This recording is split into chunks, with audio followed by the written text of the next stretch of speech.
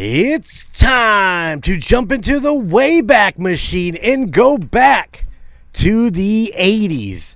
I am your host, Golden J, and with me, as always, Frankie Vegas. Hey, we're back. We are back to take you back to the greatest decade ever. And we're going to begin by Frankie Vegas explaining where we have been. No, it's all on me. I started a new medication, and it took me a while to get used to it. It was causing some pretty bad stomach issues and giving me migraines, and I just didn't feel like I could sit in here and have to hey, hold on.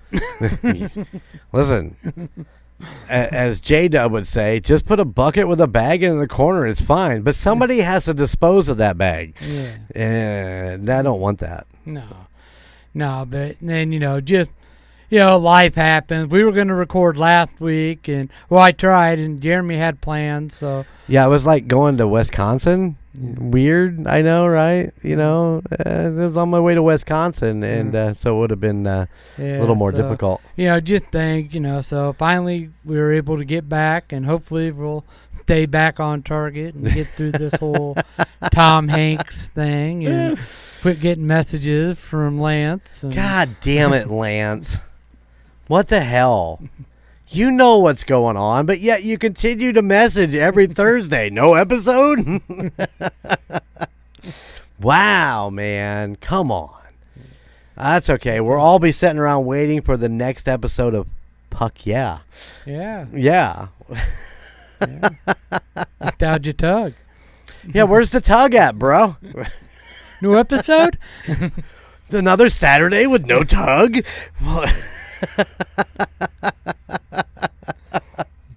Wow, that was kind of mean. He just swerved off the road and said "fuck you" to us. He's as he just hit stop and fucking just deleted following Golden 80s. Yeah, I can see it now.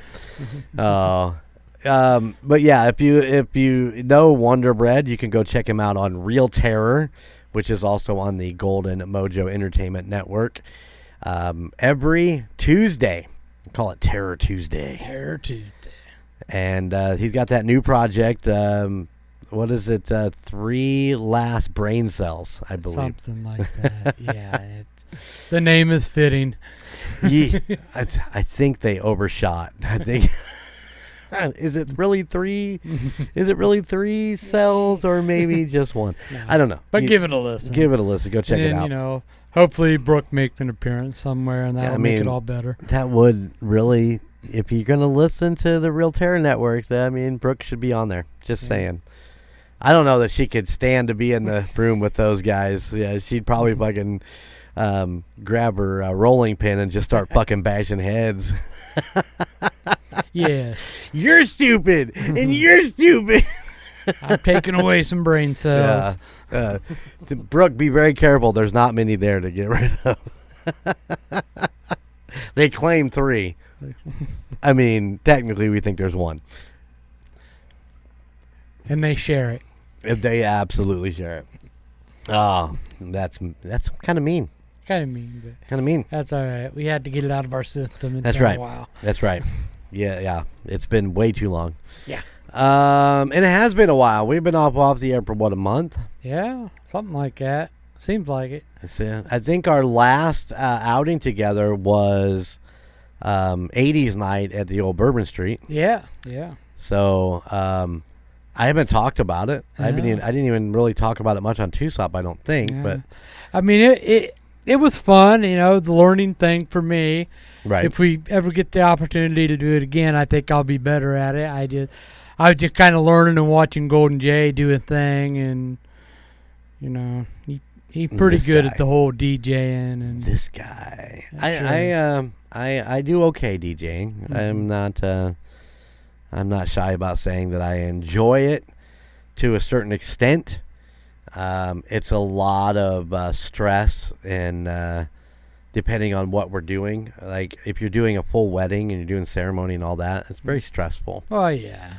But once you get past all of the classic parts of a wedding. You know, you get the ceremony and then the entrance and the dances and all that stuff. Once that's all out of the way, then it just like opens up and it's just nothing but fun. You know, you're for me, it's I spend a lot of time reading the room. I mean, what's going on?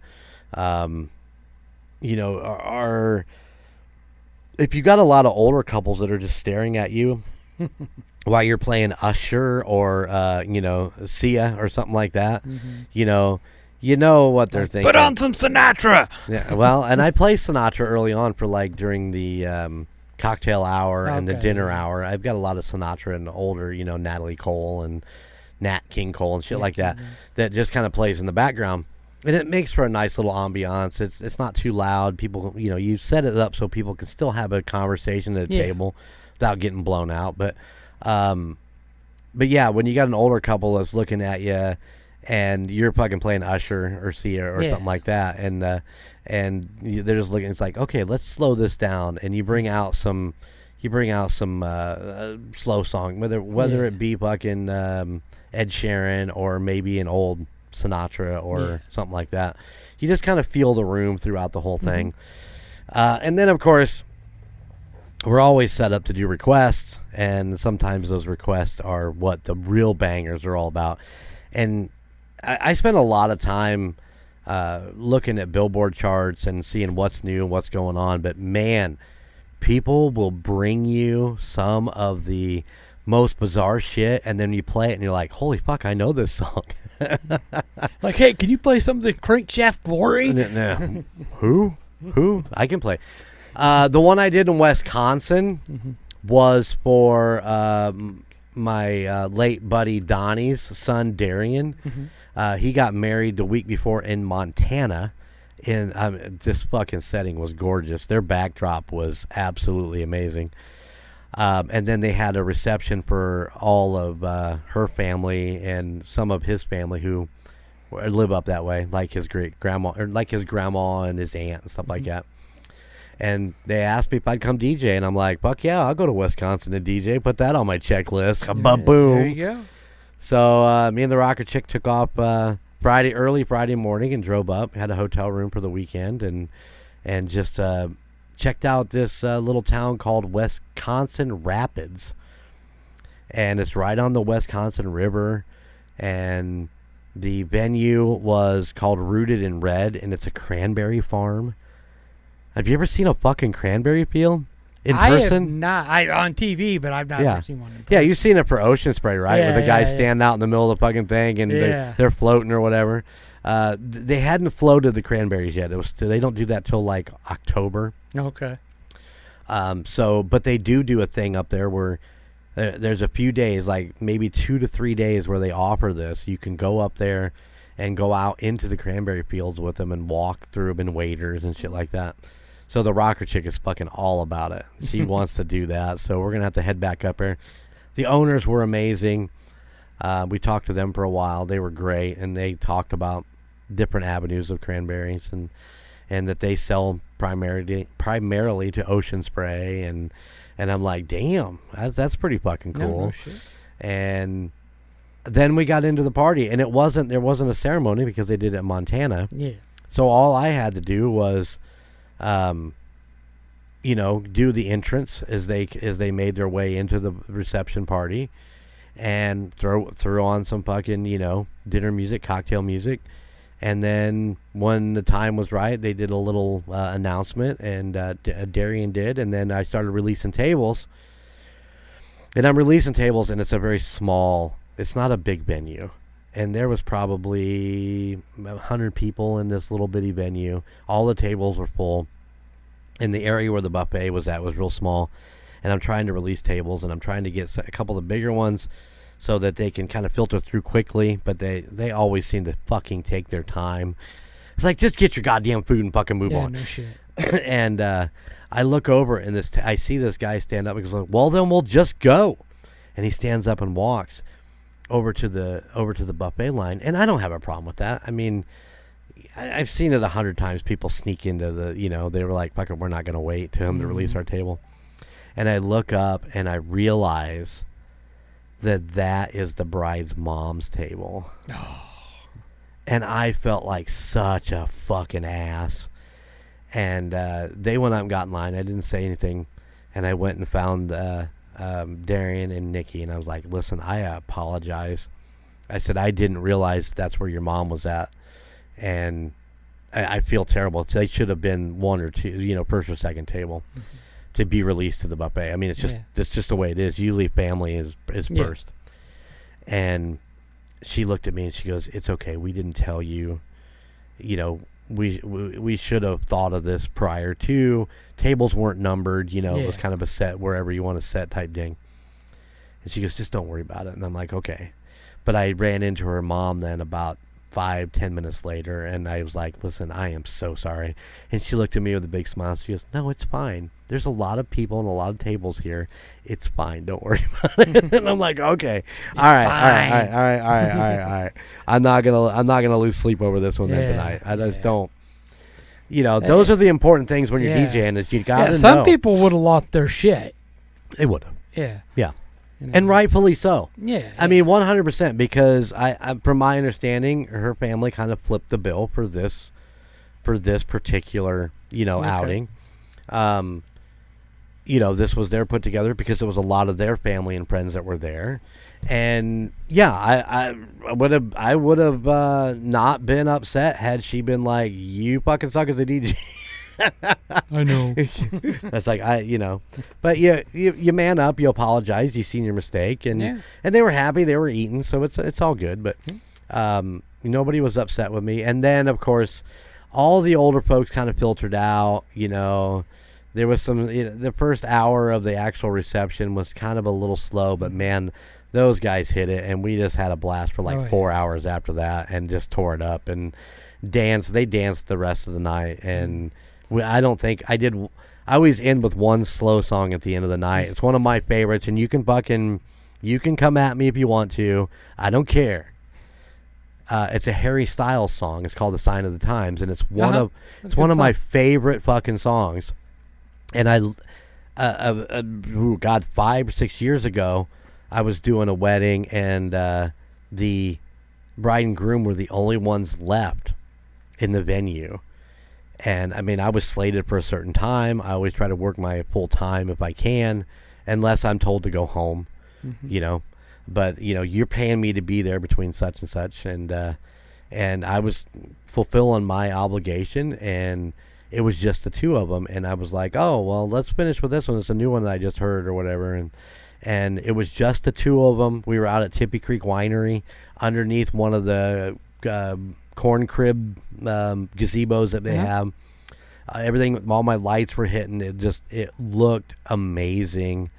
And I'm like, this is how I want to end every one of my wedding receptions. So I do. At the end of the night, I get the bride and the groom in the middle of the floor, and they have one final dance. And it's usually that song. If they prefer pick a different song, because I've had a couple of them, like, we have one final dance where we clear everybody out and it's just the two of us. And I'm like, yay, I'm all about it. Yeah. But that's usually how we end. And we ended the night that way, and got packed up and headed back to the hotel. Got up early Sunday morning, had breakfast with the bride and the groom, and Will, as a friend of Darian's, actually played their first dance song. He got up and played guitar and sang one of his original songs. Oh, cool. It was pretty fucking amazing. And it was great. So he had breakfast with us. We sat in there with him, had breakfast, and then we decided to head home. Yeah. And got halted in the parking lot known as Fuck You Chicago. The big mother... I hate that town. I do too. So I'm done. I'm not going back to Chicago. I'm not. I'll drive around. I'll drive 4 fucking hours around that son of a bitch. I'm not going back in. Yeah, no, it's terrible. It's hate a terrible drive. Yeah. Yeah. No, wedding receptions, that's something I've always noticed about, at least the weddings I've been to. They start out kind of slow, and once the older folks start filtering out, then, the drinks start getting a little heavier. Yep. The pours are a little thicker. Listen, man, it's a great time. that's the best part of the night, is getting into the reception and just kind of kicking back and letting the jams hit and getting people on the dance floor, having a good time. And I've been to some where it's just fucking dead. Yeah. I did one late last year, and the bride and groom were amazing. I enjoyed working for them. Mm-hmm. They cut me an hour early because the place just was fucking just dead. And they're like, they paid me my full price, and they said, Jeremy, go home. And I'm like, oh, okay, if that's what you want. Yeah, I mean, like you said, you got to read the room. Read the room. Yeah, that room was already dead before the whole thing really got. Listen, guys, and I know this is really not an 80s subject, but, we're talking about this kind of to an extent here, but think about this a minute. If you have a wedding at 3 o'clock in the afternoon, people are getting there at 2:30, 2:45. You have a lot of the weddings I've done lately have been relatively short, at the most 15 minutes. Normally they run between 5 and 10 minutes. So then the bride and groom run off to do the whole photography, picture, blah, blah, blah thing. And that takes an hour, hour and a half. So you have your guests who have been there since 2:30, are looking at close to 5:30 before they even get a chance to eat, because they're waiting on the bride and groom to come back. And a lot of people will eat, maybe watch the first dance, because I always try to get them in as fast as I can after the dinner portion of it. Get those first dances in, because that's what people want to see. And then they start filtering out. They've already committed 4 fucking hours. Yeah. They're done. They want to go home. They've been sitting around for 3 hours of it, twiddling their thumbs. Maybe, if they're lucky, with an open bar, or at least a cash bar, they can have a couple drinks and some appetizers. But they've been sitting there for way too long.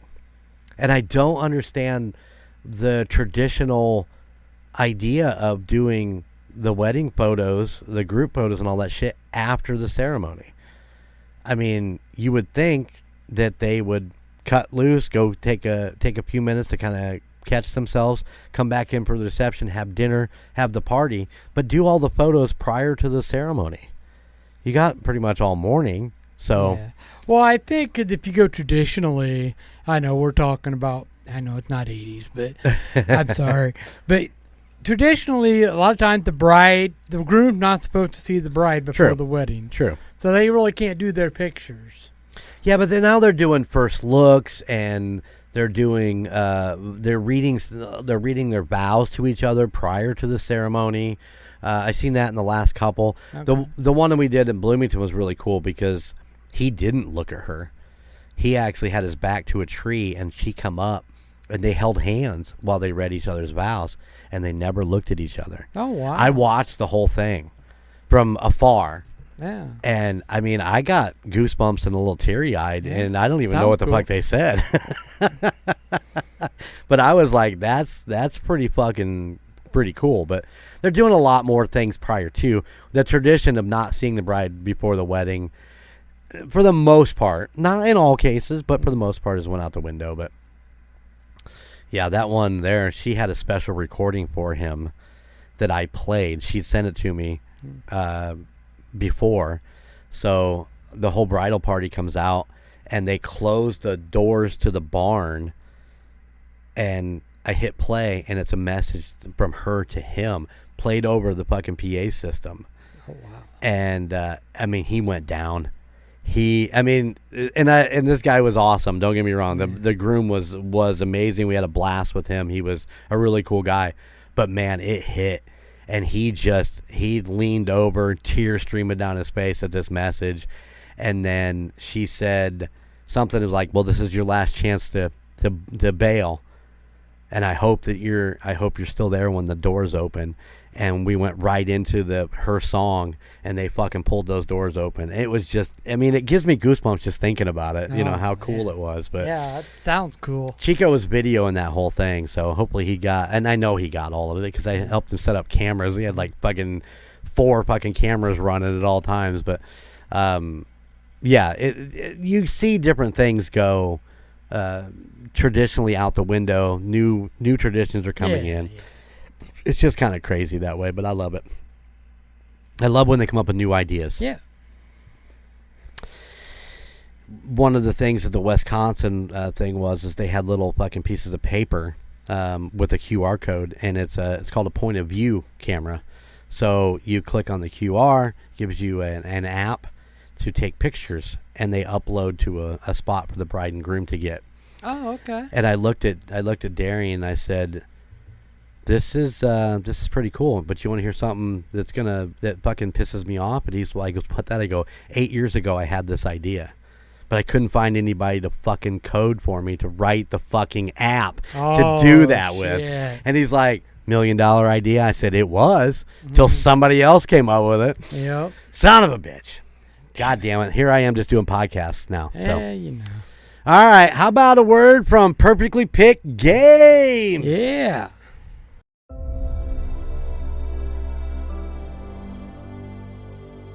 If you live for deals, you'll love Perfectly Picked Games. We run live auctions twice a week on the Whatnot app. Tuesdays for board games, Fridays for toys, both at 8:30 p.m. Eastern. Each show is packed with great picks, awesome prizes, and surprise finds. Whether you're a collector or you just love a good deal, this is your new favorite place to shop. Use code Golden Mojo and save 10% on your first purchase.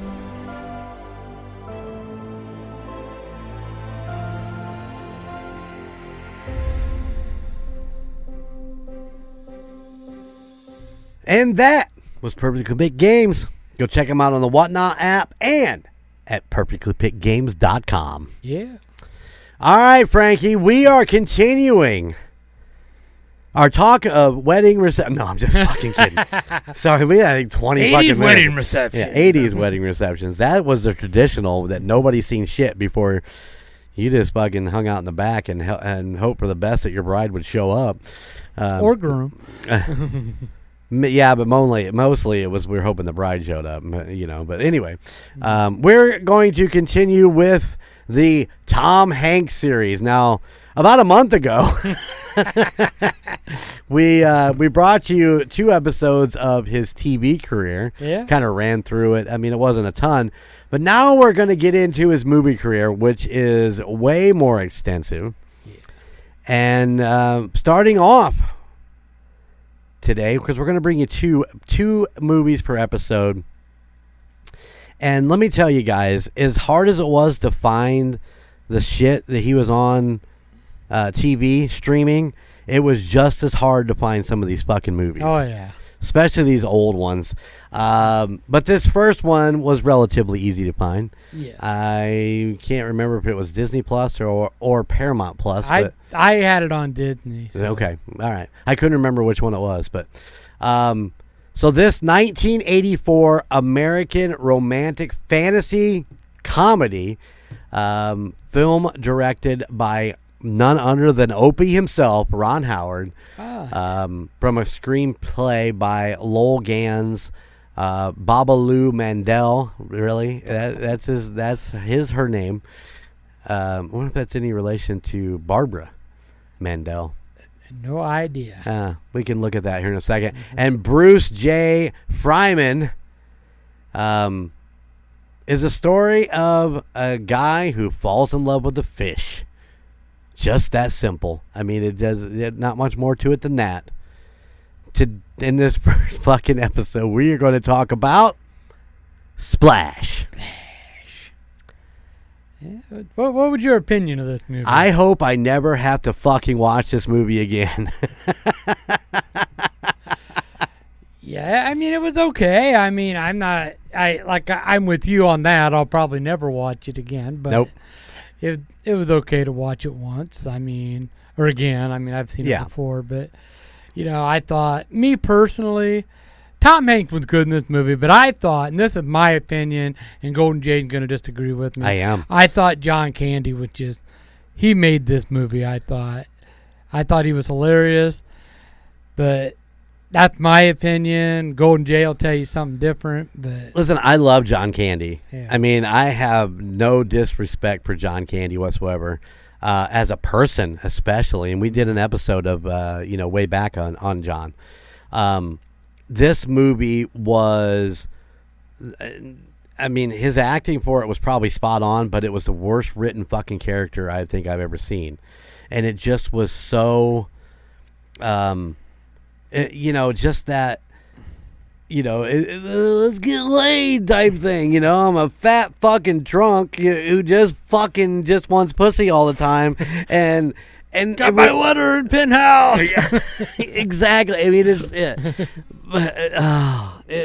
and we'll he reminded me of Golden J. I'm going to be honest. I have never dropped coins to look up a girl's skirt in my life. I just talk them out of those panties. That's what it's all about right there. And sometimes you talk for a long fucking time, but that's not the point. Listen, I like I said, I love John Candy. I hated that character in this movie. It irked me throughout most of the movie. Now, of course, when you get to the end, when he kind of comes to the rescue to kind of help save Daryl Hannah's character, what was her name in the fucking movie? Madison. Madison. There you go. Yeah. Whatever the fuck it was. I thought this was a really long, drawn-out fucking movie that could have been done in 15 minutes. You know what I'm saying? Oh, it could have. It's just, I'm watching it and I'm like, God damn, is it over yet? I know. Well, my son, he walked in while I was watching it, and he goes, so what is this supposed to be? Like a live action Little Mermaid? Or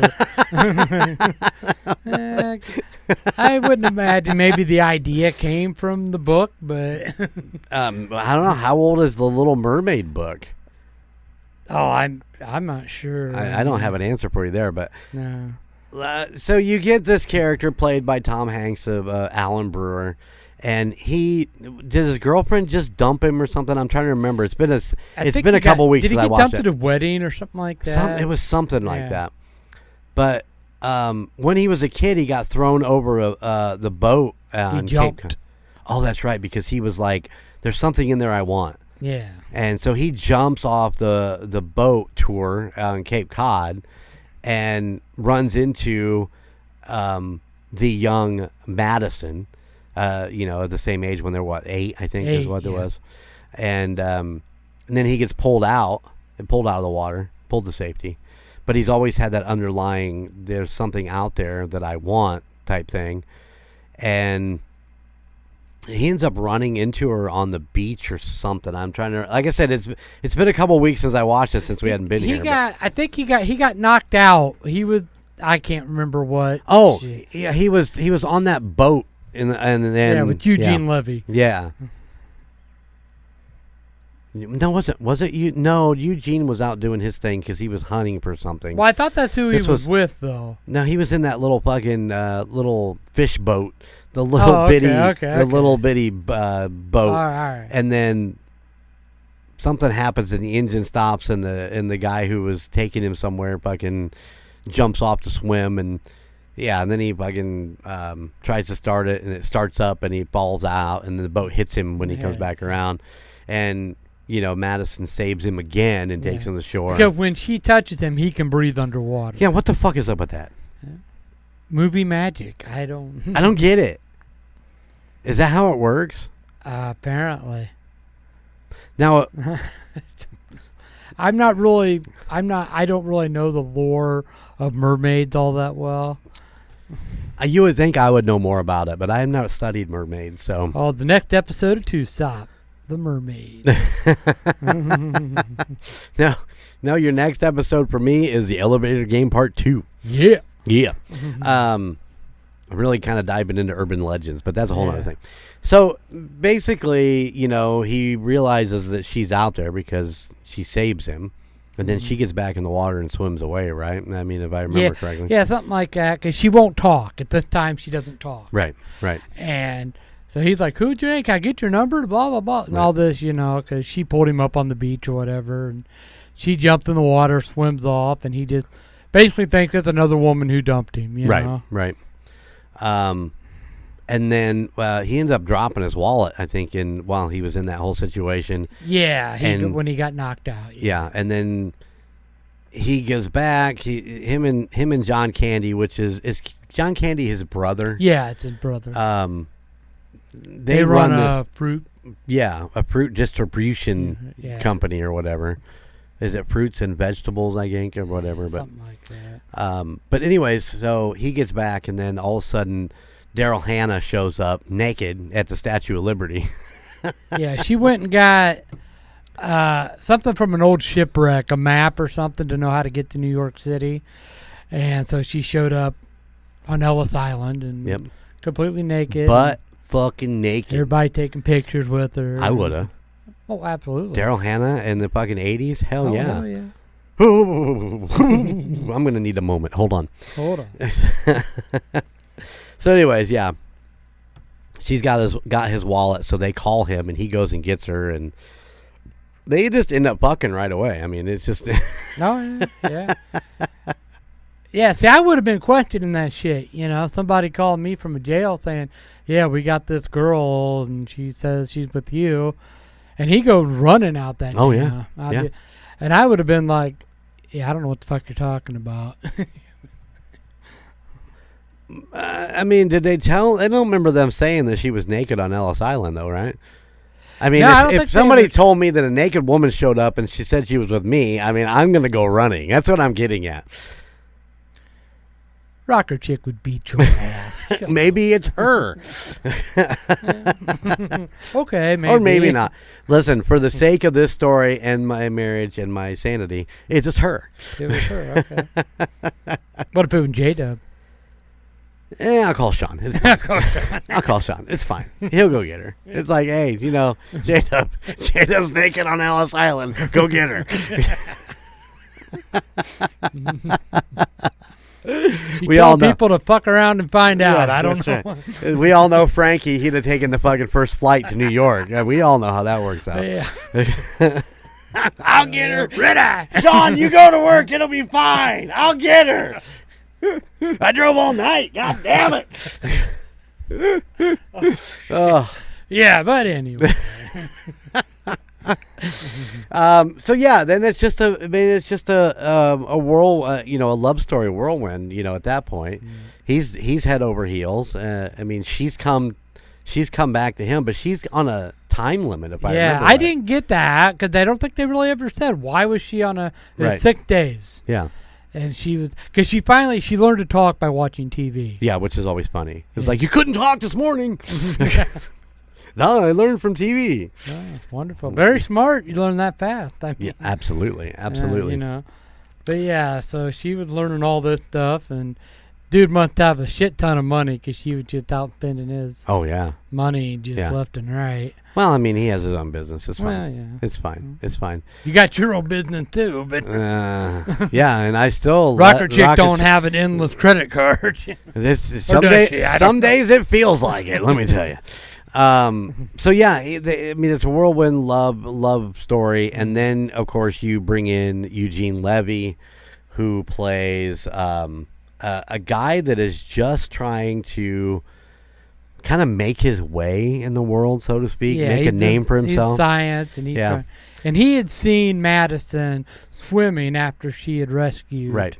Yep. So Tom Hanks. So he seen the mermaid, and he dropped it. He was underwater doing a scuba dive thing, and he dropped his camera. He tried to grab it, take a picture, and he lost it. Yep. He's like, "Fuck, nobody's gonna believe me now." Right. You know. And of course, the people that he worked for, he's trying to explain it to them, and they're not believing it. And of course, then he sees the newspaper article or Inquirer or something while he was out on that New boat. York Post. I don't know what that was. And so he realizes, because he saw her, he saw her face, and he recognized her. So now he's on the hunt to prove that she's a mermaid. And of course, as the whole thing kind of unfolds, and she's getting ready to end her 6 days, she's trying to tell Alan her secret. Yeah. And when it just doesn't come to fruition, they kind of leave the restaurant they're at, and Of course, Levy's there. He's already been beat up like 17 times. He's in a fucking body cast, and because he keeps trying to spray her with water, and and just things keep happening. And yeah, you got to give it to that. At least you had that. It's like he goes to spray her and sprays this fucking mobster looking guy that just beats the fuck out of him, and you're like, oh yeah, there you go. Yeah, twice. But he ends up getting her sprayed, and she becomes a mermaid right there on the streets of Manhattan, and of course, then the company he's working for picks her up and brings her back for testing. Oh, yeah, it was bad timing because it was at the government thing, you know, right. All these scientists, Secret Service, so it happened right there, so of course. Yeah, absolutely. They put her in a tank, and she's basically dying in this tank. You can tell. Yeah. I mean, she's not happy. Alan's all upset because, well, he fucked a fish several times. Yeah, I mean, and he kind of seems like he's a little douchebaggy about it at first. He really is. But I guess you got to look at it from the point of that would probably mess with your head. You'd be like, what the fuck did I just do? Right. What's happening? Right. But he does come around. He does. He mans up. And, of course, Gene Levy, who is watching what that company's doing to her, because that's not what he wanted. No. And of course they start pulling things on him too. They start pulling rank on him too. Yeah. And he's like, okay, I'm gonna help Alan get her back. And they go through the whole rigmarole. And that's where I was talking about. John Candy comes in and plays kind of the hero at the end, because he goes in with Alan and what is Dr. Walter Kornbluth was Gene Levy's character. So. Yeah. So he goes in with Alan and Walter into the tank. They help sneak in, and they take her out and rush her back to Cape Cod so that she can get back in the water and therefore get back to her life in the ocean. Mm-hmm. And, of course, everybody's coming after him now because, well, I mean, they don't want to give her up. They've got a fucking mythical creature. Oh, yeah. A cryptid, so to speak. Why, Bigfoot stayed the hell out of sight, man. Fuck yeah, he's not dumb. He's a smart dude. Of course, they get her there, and she jumps in, and Alan's kind of standing there. I mean, the guy's in love. And, it is what it is, but... and she did say, he's like, can't you stay? And she's like, no, I can't stay. Yeah. I don't know why she couldn't stay, but she said he could come with her because with her, he can breathe underwater, and... I'd be like, yep, see you later, bitch. Yeah, fuck that. I'm not. You know how pruned I'm gonna get? God damn, my balls are gonna shrivel up. Because he doesn't turn into a damn fish. He's just swimming. Yeah, but I'd be naked all the time. Little fish bites. I don't know where I was going with that. Yeah, but anyway, he, she tells him that, and she's like, pretty much turns it down at first. Like, at first he was like, yeah, cool, I can do that, and I can come back on Christmas and see my brother and blah, blah, blah. And she's like, no, you can't come back. Well, why he can come back, I don't know. They don't explain this. No. Stuff is very badly explained. Yeah, absolutely. And so he's like, I don't think I can. He goes, but you need to go. They're coming, Yep. And then the helicopters are flying over top, and all the boats are coming, and he just has that urgency that he needs to be with her, and Addison, and he goes once again jumping off, and he can't swim. He doesn't know how to swim. He figured it out real fucking quick though, didn't he? Well, once he was with her, he could swim. Yeah, weird. But he couldn't swim. That's why at the beginning of the movie, he racked that whole thing up into a near-death experience. Right. Because he didn't think, because he can't swim. And he says it a couple times in the movie, I can't swim. Right. And so, blah, blah, blah. And then, he jumps in. She finally latches onto him, and he can swim and breathe, and they take off and live happily ever after. Yeah. Frankie, he's like, yeah. Do they really? Yeah, you don't know. There was never a part 2. Oh, I think there was a part 2. But I think so. I don't think it had anything to do with them. But yeah, I don't know. I never watched it. Yeah. There's probably a reason now that I look back and watch this movie. Yeah, but I mean, it was I mean, the cast was amazing. But Tom Hanks, Daryl Hannah as Madison, Eugene Levy as Walter Kornbluth, John Candy as Alan's brother Freddie. Pretty much then, I mean, a lot of the other names I don't really know. Do you know them? See, Dodie Goodman, I know her from Grease. She played the one goofy secretary in the movie Grease. Okay. She was a secretary for them at the market too, right? Yeah. Shecky Green, he's like an old time comedian. I guess he was pretty famous back in the day. Okay. Let's see. Some of the other ones I really don't know of them. I know Bill Smitovic. I think he was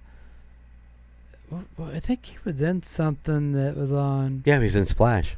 Yeah, but I mean, there was like a TV show he was on, so maybe, I don't know. Oh, Life Goes On. He played the dad on Life Goes On. I don't know what the hell Life Goes On is. It's with the kid that has like Down syndrome. Oh, Porky. okay. All right. Yep. I got you. Yeah. I watched that show, so that's where I knew that name from. And I know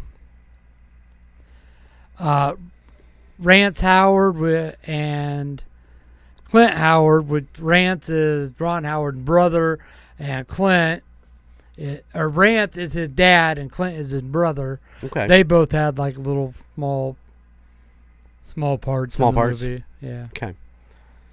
Other than that, that's about all I got. Yeah, pretty much. But the main cast was very well cast, I thought. All right. Very funny, but, whatever. Whatever. It's not, like I said, watch it once just to say you've seen it in early time. I mean, if you want to go back to see his first feature film, that was He Knows You're Alone. It's stupid. And I have no interest in it, and he's in it not very long. Oh, John Candy? Tom Hanks. I thought it was Mazes and Monsters. Well, there's Mazes and Monsters, then the one he did before this was called He Knows You're Alone, which is a slasher flick. Oh, gotcha. And Lance, you can do that movie. Yeah, we expect Real Terror to bring that up. Yeah, bring that up to Real Terror. But yeah, that movie was just basically a guy stalking bride-to-be, and Tom Hanks was in that movie as a friend of one of them, and they were at a theme park, and I don't know, I didn't watch it. Fair enough. But he wasn't in it much. His character was supposed to get killed in that movie, but his character was too likable to what I read, so they had to redo it. Right. Gotcha. All right, so that was Splash. And, yeah, let's leave it at that. Yeah. early Tom Hanks. That's all I can say. Yeah. But, you got Ron Howard in there. God damn. It was good for the time. The time, it was very good. I remember seeing it and thinking, "Yeah, this is great. All right, naked Daryl Hannah, fuck yeah, woo woo." Anyway, not on Disney though. Not on Disney. Well, they showed not as much as they showed in the original. I think. I don't think it was. I don't think it was trimmed down. But all right, so we're gonna move on to this. Also, this is also a 1984 American sex comedy, filmed and directed by Neil Israel. Yeah, is that? Yeah. Of course, starring Tom Hanks, Adam Zemed, William Tepper, Adrian Zemed. What'd I say? Yeah. Adam. You said Adam. Adam's close. You said Doc Hollywood. That was the reach out. That's what the reach out was. I knew Frankie reached out on some fuck up we had on Two-Stop. Yes, that's okay. I cut out the part where I said, "I'm not your Huckleberry." I'm not your Huckleberry. Yeah, that's not right. That's not right.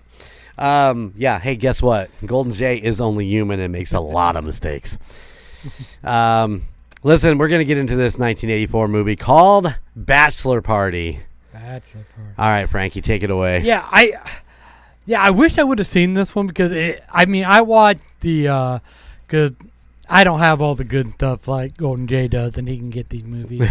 But yeah, the previews of it looked great. I mean, the trailers, and I thought it looked like it would be hilarious. And Tawny Katane, you can't go wrong with that. Tawny Katane. It looked funny. I mean, it had a budget of $7 million, made $38.4 million at the box office, so it did good. Yep. But yeah, I mean, it just basically a party animal guy, Rick Gasco. Mm-hmm. He works as a Catholic school bus driver, a Catholic school, but yeah, something like that, and an artist, I guess, and decided to settle down and marry his girlfriend Debbie, and his buddies throw him a bachelor party, and all hell breaks loose. Yeah, and the important part to remember is that he doesn't really want it. Yeah. He doesn't really want the bachelor party, but he doesn't want to let his friends down. But he promises her that he's going to, be completely faithful, and there's nothing, no shenanigans, so to speak. Yeah. And of course, her family, she comes from a very wealthy family, so right off the bat, they don't like him. Oh, they hate him. That typical. Yeah. Yeah, absolutely. And her ex-boyfriend, or the one that they think that she should be marrying, throughout this whole movie is trying to sabotage and get him in trouble and all this other shit, which is where a lot of the comic relief of this movie comes from. For me, and I know you didn't get a chance to watch it, but I did get to go back and rewatch this one. It was too much. It was just too much, and I don't know whether it's because I'm old now, and it's just like, I don't need all this in my movies. But like one of his buddies, and I don't remember which one it is, it was like, if it ain't beer, it's women. And that's all he ever screamed about. And throughout this entire fucking movie. And it just got old really quick. But the other stuff was kind of fun, where they decorate the rooms with blowed up condoms and the hookers. And of course, the one buddy who was supposed to get the hookers is just this little squeaky, squirrely motherfucker that probably couldn't score a lady without $1,000 in his pocket at all. Lance was in this? Hello! I don't know, man. He did pretty good. Yeah, he did all right for himself. But I mean, the whole thing just becomes this drunken orgy, and it's a party, and there's dead mules, and I mean, there's just this. They hire this girl to dance and have sex with a mule. It's just over the fucking top. I mean, you don't get to see it. I mean, if you want to watch that, just call Lance. He's got several different versions of that on his hard drive. Oh shit! Oh. God, our emails are gonna blow up. Yeah, we're just gonna hear about that one. Listen, I'm telling you right now, he did not have sex with that mule.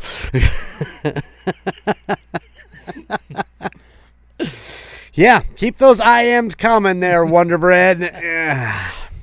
Anyway, but eventually it boils down to the ex-boyfriend ends up twisting the fucking strippers to go to her bachelorette party, and then the girls are like, well, we're gonna get even, so they get all dressed up as hookers and they go to the bachelor party, and all hell breaks loose, and the ex-boyfriend or whatever ends up stealing Tawny Katane's character, and then he chases after, and it's fun, but it's just a bit over the top when it comes to some of the sub characters and what they want out of this whole thing. It's just like, I want girls, it's like, well, that was a lot. Early 80s comedies were like that. I got you that. take the Bachelor Party, Porky's, Right. Revenge of the Nerds. Shit was just over the top. Nerds. Yeah, things were over the top. Yeah, so I think that just was the the trope for the time. And I totally get it. And I realized that while I was watching it. I'm like, yeah, this was the sign of the time. This was the big seller. This is what we're getting people in the theater because it was fun and relatively innocent. I don't remember there being ever really any nudity in this movie. There's a lot of simulated sex, a lot of stuff like that. But I don't, maybe I'm 100% wrong on this, but I don't remember any actual physical nudity. No boobs, no, nothing like that. So, but yeah, you nailed it. It was the trope of the time. It was what it was. So, there's just a lot, attempted suicides in this thing, and it was just a little bit too much for what I was really wanting to get into. But yeah, I don't know. It's all right. It's all good. It's all good. You want to run over a couple of the characters? We got obviously Tom Hanks as Rick Gasco, main character. Right. Tawny Kitaen as his fiance, Deborah Julie, Debbie in parentheses Thompson, Adrian Zmed and Jay O'Neill. It's funny. I fucked up his name earlier, but this dude has been in a ton of shit, like including like fucking T.J. Hooker. And Grease 2. I mean, he was an '80s name. He was definitely. He was definitely an '80s face. Yeah, Tawny Kitaen, I mean, we've talked about her before, and stuff. She's best known for the White Snake videos. Here I go again on my own. Shaking her ass on White Snake. What is that? Bowling for Soup. I was going to say, I was trying to get there. Bowling for Soup, yeah. That's a great song, too, by the way. Mm-hmm. But yeah, and then a lot of these names I don't really know. No. George Grizzard with Ed Thompson. Barbara Stewart as Mrs. Thompson, which are Debbie's parents. It's funny, though, and we didn't talk about this. So Ed Thompson, which is Debbie's dad, ends up going to the bachelor party to confront fucking Rick. Yeah. And they end up getting him in a bed, strapped down with a fucking hooker in there with him. That was a classic piece. It's like, that's the way to go. That's the way to go. Yeah.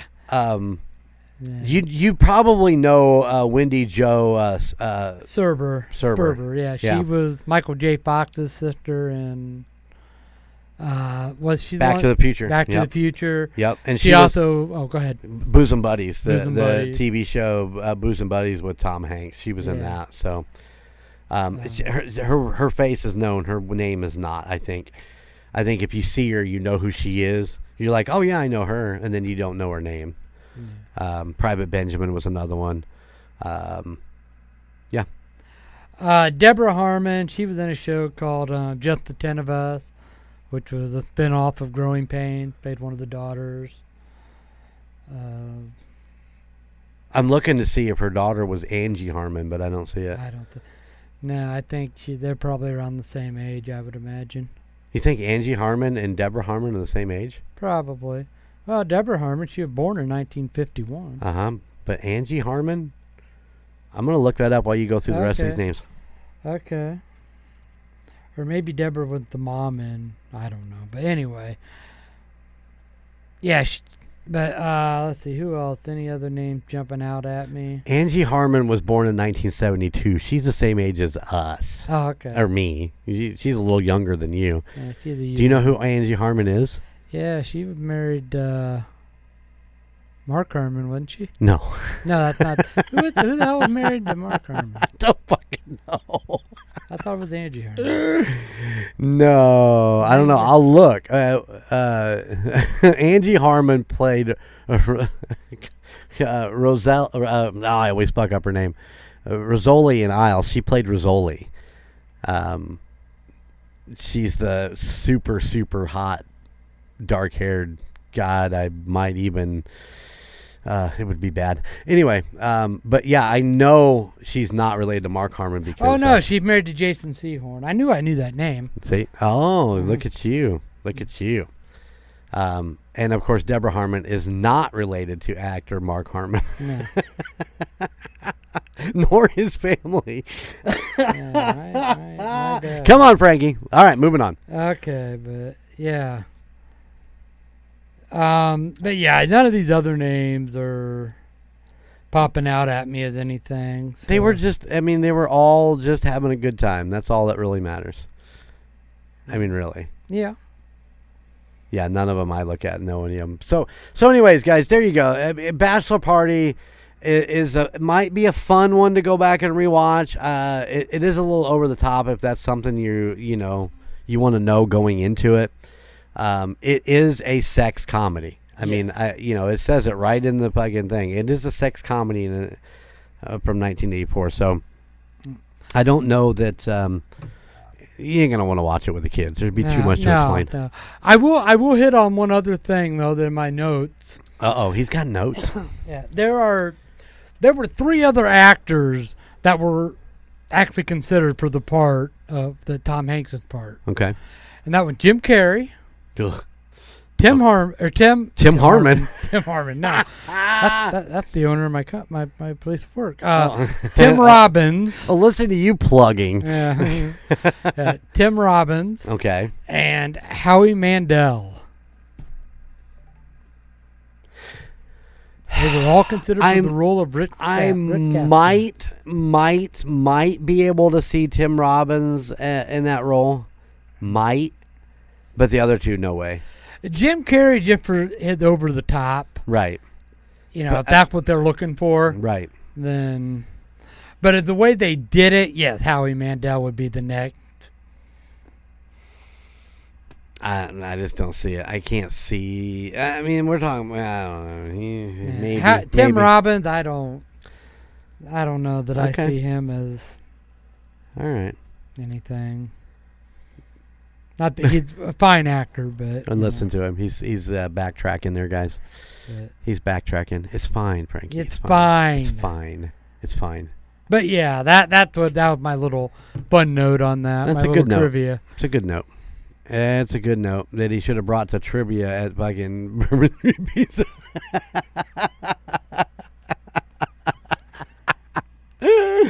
You said it. You said trivia. Trivia. All right, guys. We are going to continue the Tom Hanks series next week with 2 more movies that I'm pretty sure we weren't able to find to be able to watch, but we're going to talk about them anyway. So next week's episode is probably going to be pretty short. Yeah, that's all right. That's all right. All right. So, hey, go check out the website, goldenmojoent.com, where you can find all of your Golden 80s merch and all of the information on all the other podcasts in the Golden Mojo Entertainment family, except Real Terror, because obviously Frankie Lance never sent me anything to put up on the website. What did I say that? But you can find Pucky out there. Oh, and go check out Audible for It Bit Me. It Bit Me. It bit me. And as if you know, book number 2 is still in limbo at this point. Mm-hmm. But book number 1, volume number 1, and volume number 3 have been released. So you can go check them out on Audible. Just look up It Bit Me by Tom Lyons. Yes. There you go. There you go. So until next week, hasta la vista, baby. See ya. Thank you for listening to the Golden 80s podcast. Check us out at goldenmojoent.com, where you can find out about our great merchandise and a little bit about Frankie and Golden J. Also, at goldenmojoent.com, you can find out about all the other podcasts in the Golden Mojo Entertainment network of podcasts, like the United States of Paranormal, Indiana Chiefs fans, the Gridiron Kingz, MurdNerds, the Nostalgia Tug, Real Terror, and the Puck Yeah Podcast. But you can still find Golden Image Podcast, A Quart of Books and Booze, and the Call Guys wherever you stream your favorite podcast. And if you have a story that you would like us to cover, just let us know at thegoldenimage80s@gmail.com. Please like, rate, and subscribe wherever you listen.